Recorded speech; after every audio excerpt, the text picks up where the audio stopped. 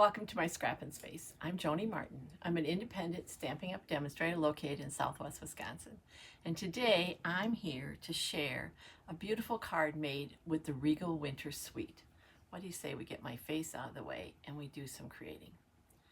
So Regal Winter is a suite in the new September to December mini catalog, and I'm going to focus on the papers. There's actually two paper packs. The card I'm making right now is made with the Regal Winter paper packs, which are these florals here. There's another paper pack in the suite that we're going to use with a different card, but right now we're focusing on this paper and this paper. There's so much to look at. It's such a great suite. This card is made with a base of wild wheat, this color right here, and I have to be honest with you, when it first came out as one of the new in colors, I'm like, what were they thinking? And the more I use it, and especially with papers like this, I love it. It just works so well, and it doesn't come off as feminine or masculine or for a certain holiday. It's just all purpose. So let's talk about what I'm using. We have a wild wheat card base, and of course, directions, supplies, everything will be on scrappinwithjoni.com. In this suite, nope, not in this suite, in the autumn suite, again, find all the correct information on my blog, is this ribbon, and it is called Rustic Striped Ribbon in Wild Wheat. It's soft, it's easy to use. We're going to use that. These are the two papers I grabbed for this card. There's a floral in wild wheat, and then there's this plaid, which reminded me of a new embossing folder called Forever Plaid. It's a 3D, meaning it has a lot of texture.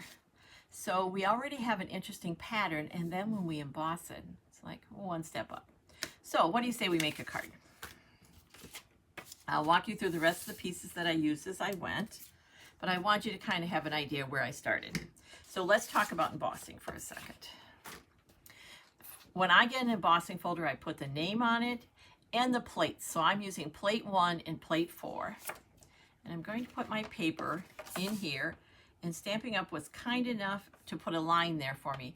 Now this doesn't have a direction, so if this was a card you were going to make multiples of, look, you could put one piece of paper here and one there and do two at a time. I love when you can save a little bit of time in your crafting there. Okay, let's grab our cut and emboss machine and get that embossed. So we're going to pull down the sides. Nice that it doesn't take up as much room on my table otherwise. I'm going to use plate 1. You always use plate 1. And then I'm going to use plate 4, whichever is your last plate. For example, sometimes you use plates 1 and 2 3s. So one of the 3s would be your last plate. Whatever is your last plate, in this case it's plate 4, that always goes on top. That protects your machine, and then what's between the plates, whether it's an embossing folder or a die cut. And then we're just going to roll this through. See how smoothly that rolls through? If that's not happening for you, stop and check. Maybe you have the wrong plates. Maybe something is caught. Okay, let's look what we have here.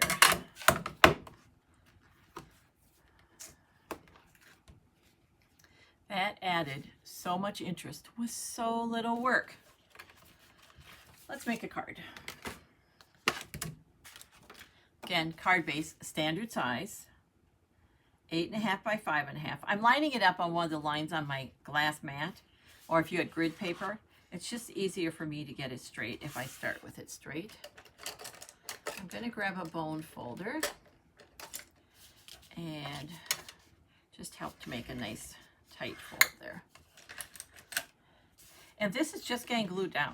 You can use whatever you want, multi-purpose glue, liquid or multi-purpose, or I'm going to use a tape runner. And often I know I tell you when you have an embossed paper not to use a tape runner, but this is flat enough. It's going to adhere just fine. And isn't that beautiful on the back? That's the thing about these papers. It's hard to use which side. But that looks great even with that floral. But let's grab a tape runner and let's make a card instead of my, just keep talking here. So I'm just going to put, and I'm going to use a lot of the tape runner, just like I'd use a lot of, if I was using a multi-purpose glue, just because any embossed surface requires a little bit more adhesive. We're going to start with a straight card base and add this.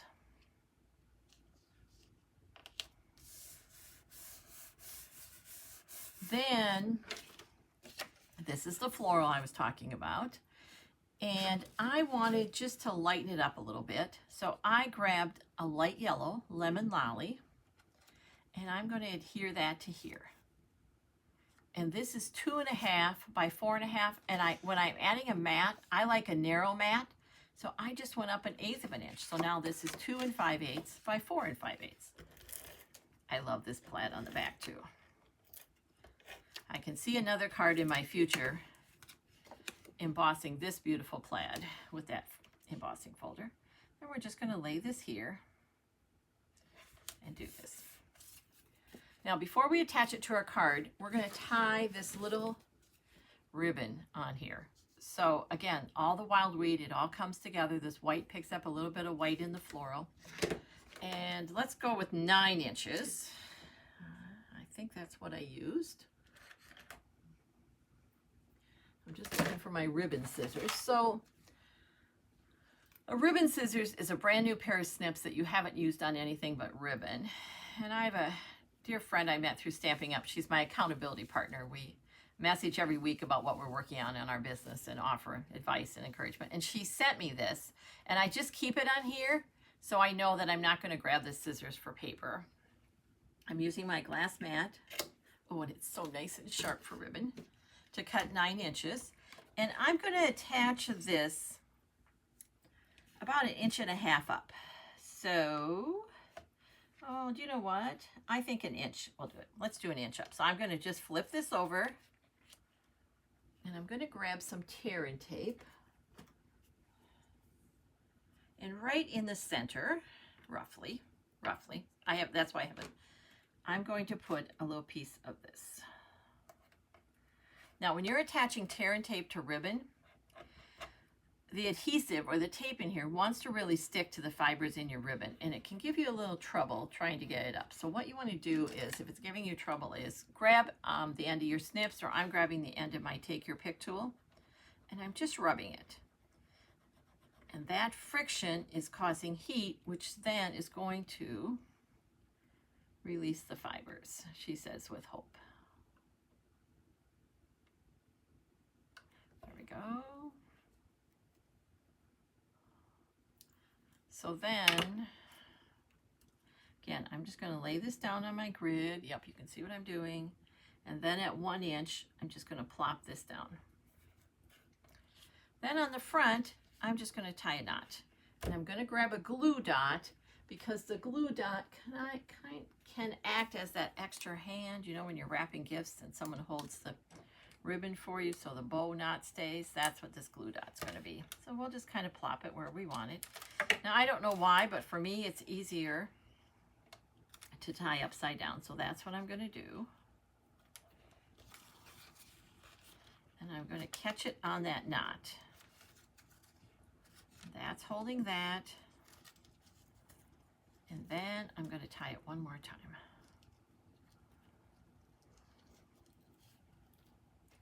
Just like so. And of course, it's always easier to make that knot when you're not on camera. There we go. And just pull tight. Then I'm just going to trim it up a little bit. And I just trim at an angle, but it's however you want to do it. And there, that's all there is to it. But that ribbon just adds one more piece, just a piece of interest. I don't have embellishments on the front. I don't think it needs it. Partly also because I'm using it for a sympathy card and I didn't feel bling was needed. But if you were using it for something else like a birthday or something, you certainly could add some bling to it. This piece, I'm going to use dimensionals to add a little height to it. I'm going to just grab a sheet I have started here. And if you haven't used dimensionals before, think of little pieces of foam that are sticky on each side. And we're going to do this. And I'm being pretty generous with these. The other place I'm putting them is I'm going to put them right over the ribbon. That will also help keep my ribbon from going kind of wonky on my card. And then we're going to peel off the backs. So I'm using a take your pick tool because that's easier for me. You could use the end of a snips or your fingers, fingernails, whatever works for you. There we go. I like to put things off center, one, because I don't spend too much time trying to get in the center, but you certainly could put this in the center if you want. I just like the look of it to the side. There we go. I love that card front. So pretty. Now for the inside, as I said, I needed a sympathy card. So I went to one of my new favorite stamp sets from the annual catalog called Unbounded Love. It seems to have sayings for everything you need. And I stamped with sympathy on it. And I knew I was going to use a long strip here, so I moved the sentiment to the side. The easiest way to do that probably is just to put your strip down and then center. And I have a longer strip of this color, and we're going to put just a touch of glue along the side. Especially when your sentiment is a little smaller like this one, or if you're like someone like myself who doesn't write a lot in a card, usually just a signature. This piece of paper kind of fills some of that open space, and it just makes your card look a little more together, like you're bringing the front of your card to the inside. I was just tapping it to make sure that I have it flat along there, which is the advantage of using that liquid glue, because I have a little bit of time to move it around. And we're going to trim off the excess. For me, it's easier to make the strip slightly longer. One, it's just couple less cuts. And two, sometimes if it's not exactly perfect, you have a bit of white showing on one end or the other, and I avoided that this way. So let's add that to the inside.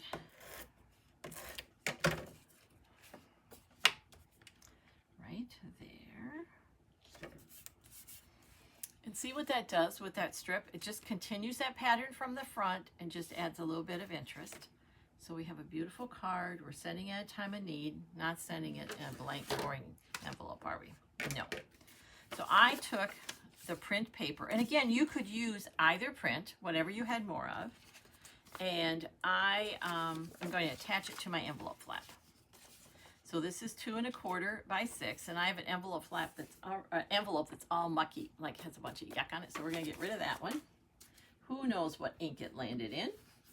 And I'm just going to grab another one. This is 2 1/4 by 6, but again, every measurement you need, every supply you need will be on scrappinwithjoni.com. And we're just going to put a little bit of adhesive around the outside. And then this piece I'm tapping, that's why I'm holding my envelope, the body of the envelope straight up. I'm kind of pushing against there, and it's just easier to get there. Now this liquid glue will move, and that's what I just did. I moved it, but it's okay. You can just grab it, put it back where you want it. Just let it know who's boss. Then push down. All we have left to do is trim our envelope flap. Just like this.